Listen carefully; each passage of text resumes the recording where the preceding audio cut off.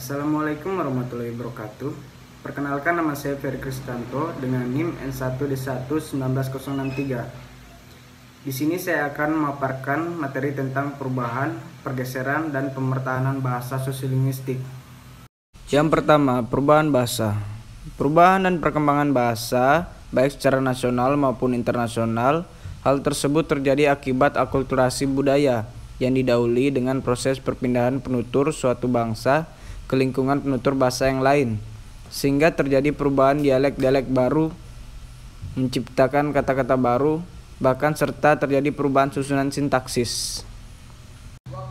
Menurut Poet Djosoedarmo, proses perubahan bahasa itu bermacam-macam. Paling tidak ada dua macam yang bisa diidentifikasi, yakni perubahan internal yang terjadi pada sistem gramatiknya. Perubahan ini biasanya terjadi secara perlahan, dan perubahan eksternal, yakni perubahan yang disebabkan oleh datangnya pengaruh dari bahasa lain. Perubahan ini bisa dengan proses yang relatif cepat, dan perubahan ini biasanya dimulai dari kekayaan leksikonnya. Yang kedua, pergeseran bahasa. Pergeseran bahasa sangat erat kaitannya dengan komunikasi masyarakat, yang umumnya dwibahasawan sangat mungkin menciptakan konflik kebahasaan. Konflik-konflik kebahasaan ini dapat menimbulkan gejala-gejala kebahasaan, seperti campur kode, alih kode, pergeseran bahasa, dan bahkan dapat menyebabkan kepunahan bahasa. Contoh pergeseran bahasa di masyarakat etnis Tionghoa di Bima. Faktor migrasi atau perpindahan penduduk merupakan salah satu faktor yang menyebabkan terjadinya pergeseran bahasa masyarakat etnis Tionghoa di Bima. Selain faktor migrasi, faktor sosial juga dapat menyebabkan terjadinya pergeseran bahasa.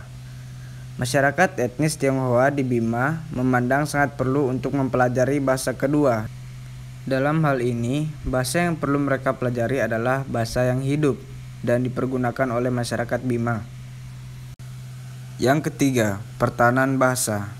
Pertahanan bahasa merupakan suatu upaya yang dilakukan oleh seseorang maupun kelompok masyarakat untuk mempertahankan keberadaan bahasa daerahnya maupun bangsanya agar tetap digunakan dalam kehidupan sehari-hari. Contoh pempertahanan bahasa. Masyarakat Lubuk Linggau merupakan masyarakat yang heterogen. Penduduknya merupakan penduduk asli dan penduduk pendatang yang berasal dari Pulau Jawa dan pulau lainnya yang berasal dari daerah dengan suku dan bahasa yang berbeda seperti Jawa, Sunda, Padang, Lampung, dan sebagainya.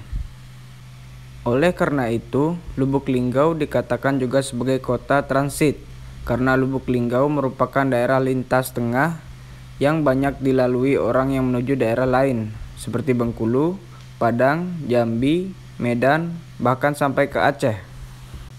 Keadaan seperti ini yang menjadikan masyarakat Lubuk Linggau sebagai masyarakat multilingual. Baik, itulah tadi hasil dari pemaparan materi saya. Kurang dan lebihnya mohon dimaafkan. Saya akhiri dengan kata wabillahi taufiq wa hidayah. Wassalamualaikum warahmatullahi wabarakatuh.